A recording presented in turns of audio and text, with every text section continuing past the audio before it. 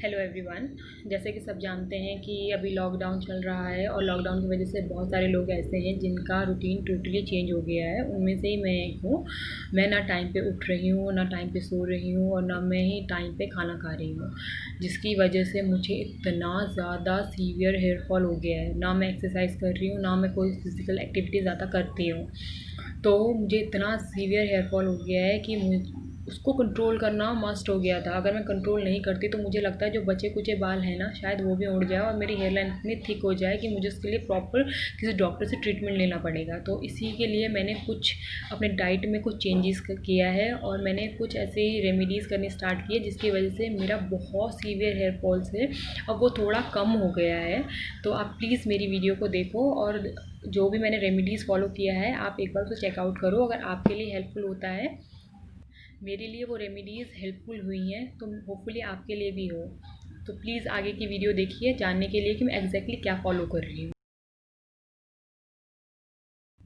मैंने अपने बालों में हेयर ऑयल लगा लिया है और जो मैं ऑयल अभी रिसेंटली 1 मंथ से यूज़ कर रही हूँ वो हेयर ऑयल है ये वाव का onion black seed hair oil. आप अपनी मर्ज़ी से कोई भी हेयर ऑयल लगा सकते हो, ये टोटली ऑप्शनल है, बट मैं ये वाला हेयर ऑयल यूज़ कर रही हूँ। और जब भी मैं हेयर ऑयल यूज़ करती हूँ, जब भी मैं अपने बालों में ऑयलिंग करती हूँ, मैं आपको दिखा देती हूँ कि मुझे कितना हेयर फॉल होता है। ये गाइस आई एम सॉरी, ये देखने में बहुत ही डिस्गस्टिंग है, बट मैं आपको इसलिए दिखा रही हूँ ताकि मैं बता सकूँ ये मेरे अपने रियल हेयर हैं जो हर बार ऑयलिंग करने पे मेरे बाल टूट रहे हैं। अभी इस प्रोसेस को जो मैं अभी फॉलो कर रही हूँ उसको करते करते अराउंड 1 मंथ हो गया है और मैं ये नहीं कहूँगी मुझे बहुत ड्रास्टिक डिफरेंस आया है, बट मैं कहूँगी कि हाँ, इतने बाल मेरे झड़ने कम हो गए हैं। और ये जो क्वांटिटी है ये अभी भी मुझे सिर्फ और सिर्फ ऑयलिंग करते वक्त मेरा हेयर फॉल इतना हो रहा है। अब मैं आपको बता देती हूँ कि अगर आपके बहुत सीवियर हेयर फॉल हो रहा है तो आप प्लीज़ अपने ऑयल को ओवरनाइट ना रखें। आप ट्राई करो कि आप उसको 1 आवर से लेके 2-3 आवर्स तक रखो, उससे ज़्यादा मत रखो, बिकॉज डॉक्टर भी मना करते हैं कि आपको इतना लंबा टाइम ऑयल नहीं रखना है, but that is totally optional. अगर आप ओवरनाइट रखना चाहते हो तो आप ओवरनाइट रख सकते हो।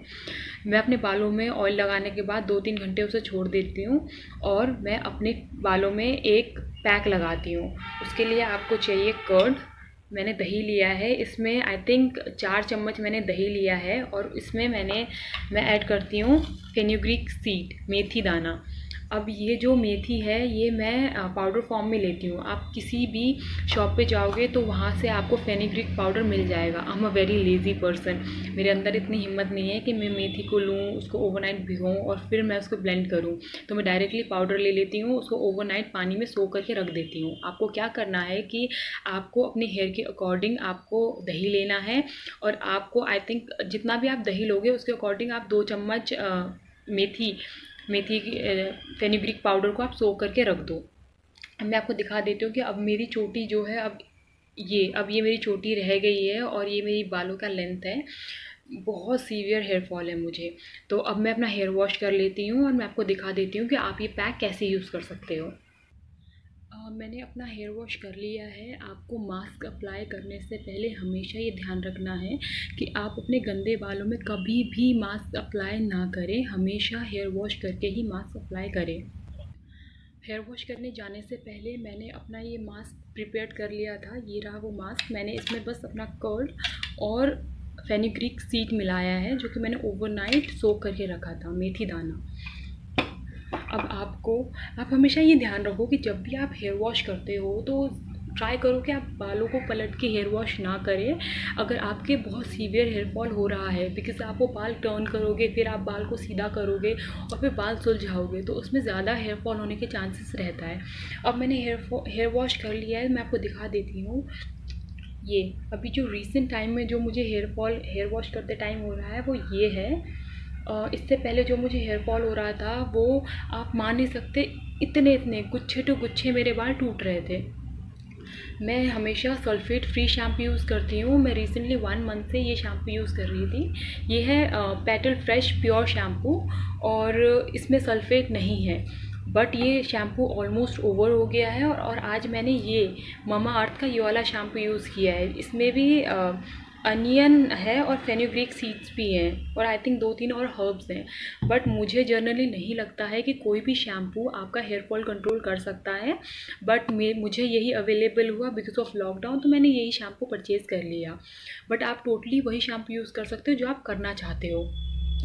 आपको हमेशा ध्यान रखना है कि जब भी आपके बाल गीले हों तो आप अपने बालों को ऐसे करके, आपको अपने बालों को ऐसे सुखाना है। आप कभी भी ये ट्राई मत करो कि आप तौलिया लेके ऐसे ऐसे ऐसे करके झाड़ रहे हो या फिर अपने बालों को पलट के झाड़ रहे हो, बिकॉज उससे क्या होगा कि आपके बालों में और ज़्यादा हेयर फॉल होने के चांसेस हो सकता है। बिकॉज जब भी आपके बाल गीले हों तो आपके रूट्स बहुत ज़्यादा वीक हो जाता है। और जनरली लोग ये सजेस्ट करते हैं कि गीले बालों में कंघी नहीं करनी चाहिए। बट मुझे ऐसा लगता है कि अगर आप गीले बालों में कोई भी मास्क, अगर आपके बाल बहुत अच्छे से उलझे हुए हैं और आप उस बालों में मास्क अप्लाई करते हो, वो भी अपने बालों को बिना सुलझाए, तो हेयर फॉल और ज़्यादा होता है। तो मैं क्या करती हूँ जनरली, मैं कोई भी सिरम ले लेती हूँ। अभी मैं जो रिसेंटली सिरम यूज़ कर रही हूँ वो स्ट्रीक्स का है, बिकॉज मेरे पास ये अवेलेबल था और मैंने फिर नया सिरम लिया नहीं, तो मेरे पास स्ट्रीक का सिरम अवेलेबल है। मैं स्ट्रीक के सिरम को 102 पंप अपने हाथ में लेती हूँ, उसे अच्छे से अपनी उंगलियों के पीछे मसाज करती हूँ और ऐसे इसको बहुत हल्के हाथों से टिप्स तक अप्लाई करती हूँ। मैं कभी भी अपना सिरम देखिए गाइस, अभी लगाते लगाते फिर हेयर फॉल हो गया, तो इसको कभी भी मैं स्कैल्प पे नहीं लगाती। मास्क अप्लाई करने के बाद मैं अपने हेयर को वॉश कर चुकी हूँ।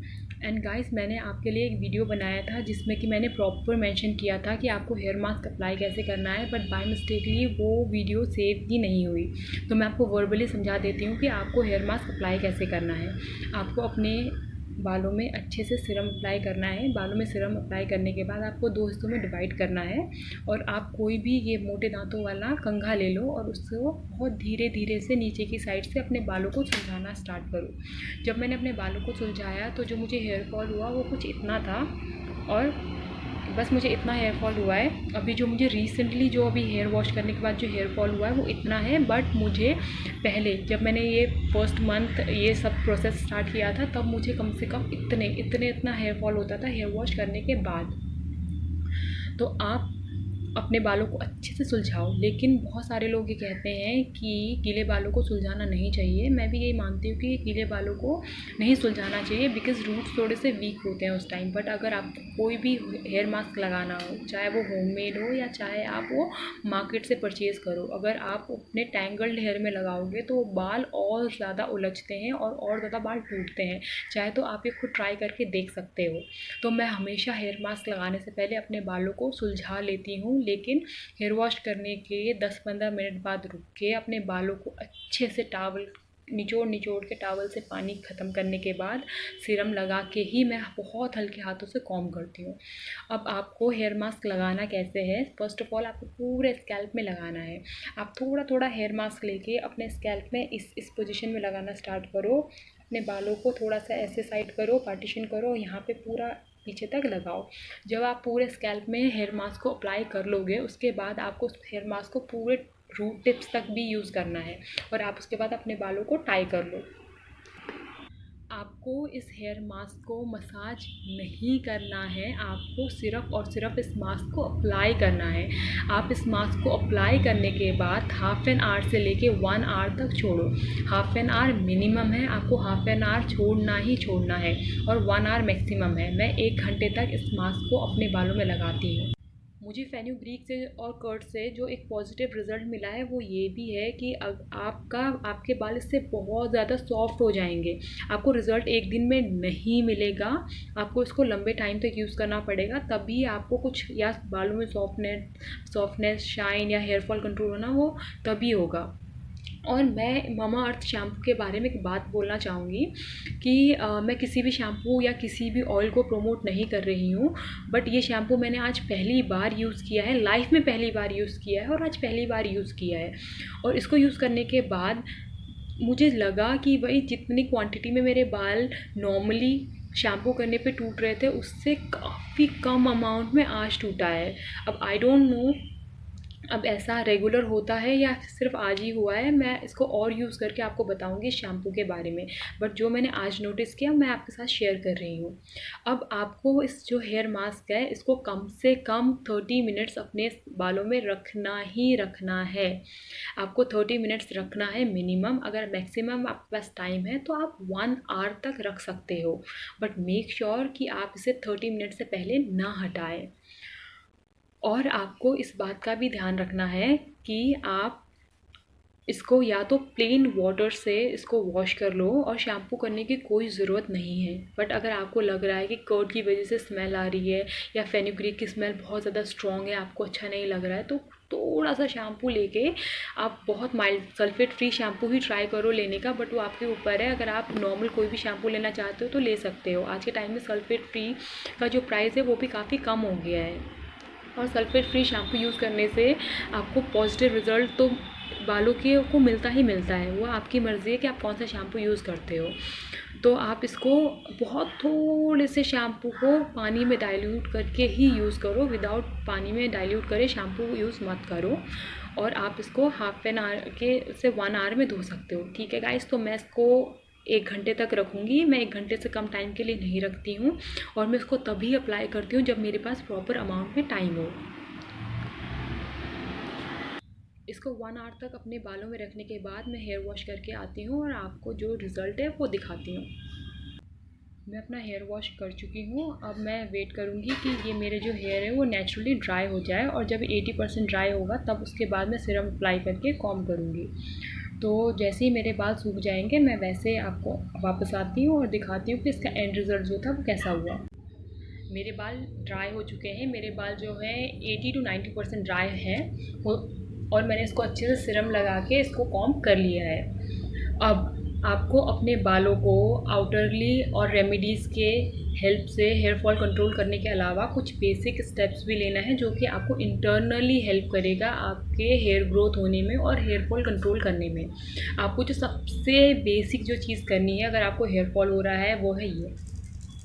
आपने बहुत सारे लोगों को करते हुए देखा होगा, स्पेशली बाबा रामदेव को। आपको ये करना है, आपको दिन में 4 से 5 बार करना है, और जब भी आपको टाइम मिले आप ये करो। आप 10 मिनट्स 15 मिनट्स एटलीस्ट करो। अगर आप थोड़े लॉन्ग टाइम के लिए करना चाहते हो तो आप वो तब भी कर सकते हो, बट आप ध्यान रखो कभी भी आप अपने थंब को रब मत करना, बिकॉज अगर आप अपने थंब को रब करते हो तो आपके फेशियल हेयर होने लगता है। तो आपको अपने थंब को रब नहीं करना, आपको सिर्फ अपने फिंगर्स को ऐसे रब करना। आप ये सिंपल सा एक एक्सरसाइज अपने डेली रूटीन में ऐड कर लो, और आप इसको लॉन्ग टर्म के लिए ऐड कर लो। अगर आपको हेयर फॉल हो रहा है तो आप ट्राई करो कि आप ये एक्सरसाइज अब डेली टू डेली बेसिस पे करो, और ट्राई करो कि दिन में 4-5 बार आप इसको करो ही करो।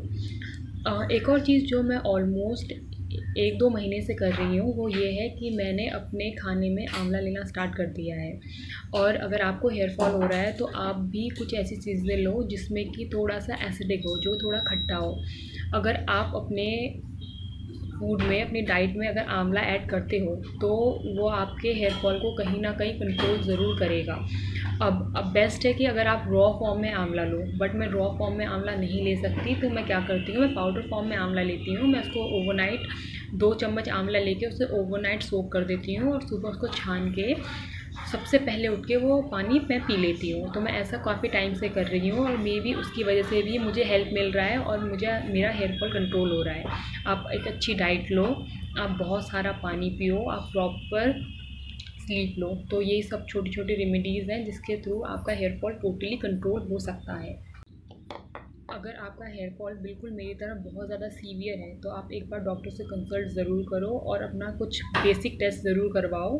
आपको पीसीओडी नहीं होना चाहिए, और इसके अलावा आपकी बॉडी में कोई भी ऐसा विटामिन या कोई ऐसी चीज़ें नहीं होनी चाहिए जिसकी कम होने की वजह से आपको हेयर फॉल हो रहा है। अगर ऐसा कुछ है तो आपको सबसे पहले उसको कंट्रोल करना ज़रूरी है, रदर देन कि आप ऊपर ऊपर से रेमेडीज़ करते रहो।